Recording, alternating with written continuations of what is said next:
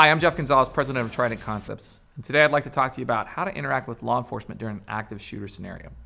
So one of the things that I mentioned is that with the increase in license to carry across the nation, it is very likely that you will have to interact with law enforcement during one of these worst case scenarios. Now let's also take a step back and talk about the active shooter scenario. First, on the global stage, the U.S. is well below the average.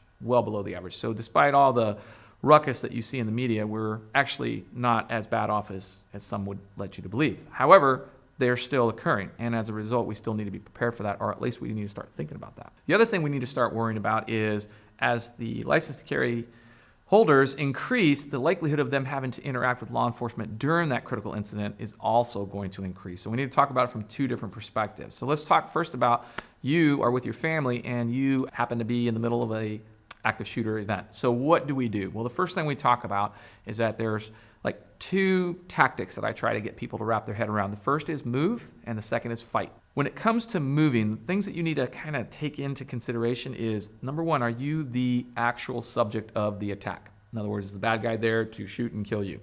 Second, are you inside of the attack zone?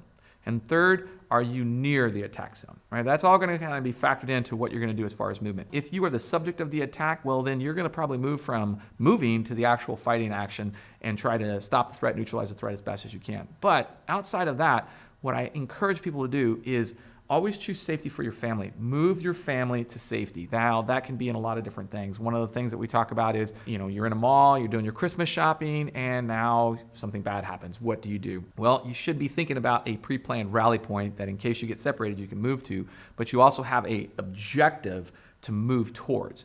And what I tell people is try to move in little chunks. Don't try to take one big giant step, but move in little chunks until you're far enough away from the attack site that you just move out quickly, all right? So, if you can't do that, the next thing you're going to have to probably do is move to find some piece of cover.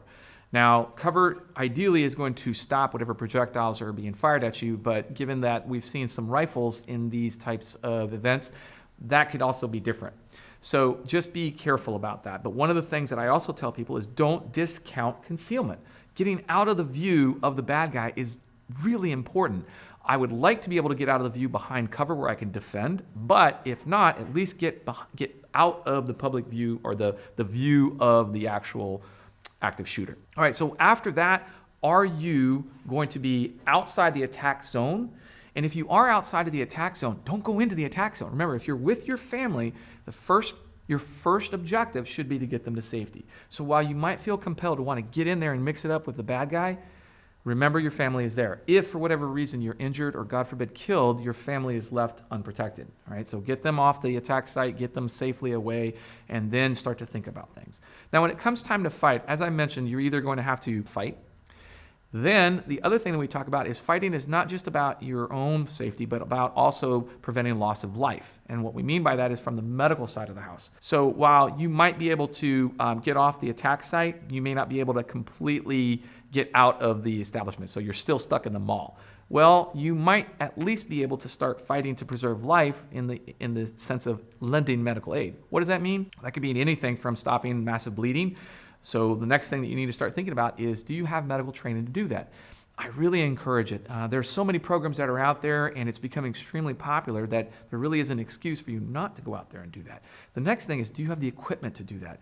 The old days of trying to take a belt off and tying it around somebody's thigh is really not, it's a last-ditch, worst-case scenario that you might have, but there are tools out there that are going to do a much better job. So if you are seeking medical attention or medical training, then you also should be thinking about carrying that medical equipment, know how to use it. Now, preserving life is a key thing there, so medically trained individuals really can help out because it's going to take time for law enforcement to declare that scene safe for medical teams to actually move into the attack site. So just keep that in mind that you might be on your own for a while. Do the best you can with what you have. All right, now let's shift our focus to how to interact with law enforcement. Remember, these situations happen pretty quickly. Most of them are over in 5 minutes or less, but some can get dragged out. And the key thing is that law enforcement responses is starting to increase, particularly during times when there could be a potential high threat. We're seeing officers being dispatched to actually be on site during these types of events. We're also seeing them being close to those sites, so response times is decreasing. That doesn't mean it's always going to be lightning fast, but it does mean that you might be in that situation when they arrive. And that's the key thing that we want to talk about. What do you do? All right, so the first thing is if you come into contact with uniformed law enforcement, it is very encouraged to not have a gun in your hand. So that brings up the question, do I move to safety with the gun in my hand? I tell people that it's a judgment call, but if you are going to do that, at least do it in a manner that allows you to conceal the gun. Stick it underneath some clothing, maybe a magazine, maybe inside of a paper bag. That way the public can't actually see right off the bat that that is a firearm in your hand. That's going to help kind of de-escalate the situation somewhat.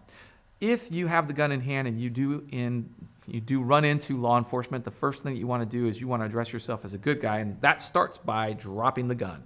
Either drop it on the ground, table it. I really wouldn't encourage you to try to reholster. Just go ahead and get rid of the gun, show your hands being clear, and then start communicating with the officer, good guy, good guy, good guy. I encourage you to say that 3 times, because the first time you say it, they're probably not going to hear it. But by the 3rd time, they should actually start to de-escalate their force continuum a little bit, because they're now trying to figure out what you're saying to them. Once you've been able to kind of deconflict that, that's an important step. What are you going to do from there? I don't know, because if the active threat is still out there, the best thing you can do is give real-time information to that officer. I saw the suspect, brief description, heading that way. That's huge, because a lot of times, once they get to the target site, they're not going to really know where the bad guys are. All right, so once we have had interaction with uniformed law enforcement, we also need to talk about 2 other scenarios. The first is contact with an off-duty officer. Now, in the off-duty officer's scenario, if they're out there shopping with their family, more than likely they'll be armed. And if they are armed, the question is, do I move to stop the threat, or do I choose safety for my family? And again, my recommendation is choose safety for your family for the same reasons I talked about earlier. If you're injured or worse, killed, your family is now vulnerable, right? So keep that in mind. I know that's a really hard pill to swallow for people, but just remember, you're not the only one. There's other people that can be a part of the solution. It doesn't necessarily ride on your shoulders. The next thing we talk about is how do off-duty officers interact with uniformed officers? Now, again, even though you are a good guy and you actually have a card saying that you're a good guy, it's going to be hard to deconflict that. One of the things that we're trying to do is minimize the blue on blue or the fratricide that we can see between good guy and good guy. So my recommendation is, even though you are an off-duty officer, again, comply with all commands immediately, no matter what it is. You can always sort that stuff out a little bit later, but immediately your best course of action is to try to assist the officer in kind of coming down off their high level that they're at right there, that high level of coming into contact with somebody that's holding a gun. The other thing that you have to do is take into consideration context. What's the context? Are you holding the bad guy at gunpoint? Well, while you know he's the bad guy, do the other good guys know that he's the bad guy? And what are they thinking at that moment? Are they thinking that you're about ready to execute the bad guy, thinking that it's a good guy? I don't know. And that's what I'm talking about, deconflicting. It's really important that when you come into contact with people, you start communicating with them. Now, the other scenario that we have to talk about is armed citizen and armed citizen. With the increase in those licenses, it's only a matter of time before we see that blue on blue occur. What I really recommend is, number one, that you understand the use of force, use of deadly force. How can you apply deadly force? Just because somebody's holding a gun doesn't necessarily mean that just deadly force is justified. So know the law first and foremost. After that, communicate. Communicate with one another. Again, good guy, good guy, good guy. That's why it's so important that if you are going to have that gun in hand, that you have it somewhat concealed, or at least in a manner that doesn't necessarily ratchet up that stress level that you can possibly be putting that other person into. So these are just some of the simple things that we can start to do, but we owe it to our community and to the nation at large to start taking steps to create policies or procedures or tactics that are going to help us to work in these types of situations to prevent blue on blue as we move forward. Like I said, these events don't happen nearly as often as they happen around the world. And one of the things that is unique about the United States is the fact that we are an armed society. So we do have to take responsibility for ourselves rather than wait till the last minute. It's all about the planning. It's all about the communicating. So let's take the time to do that now. I'm Jeff Gonzales. Would love to hear any questions or comments that you have. Please post them down below. Until then, take care and stay safe.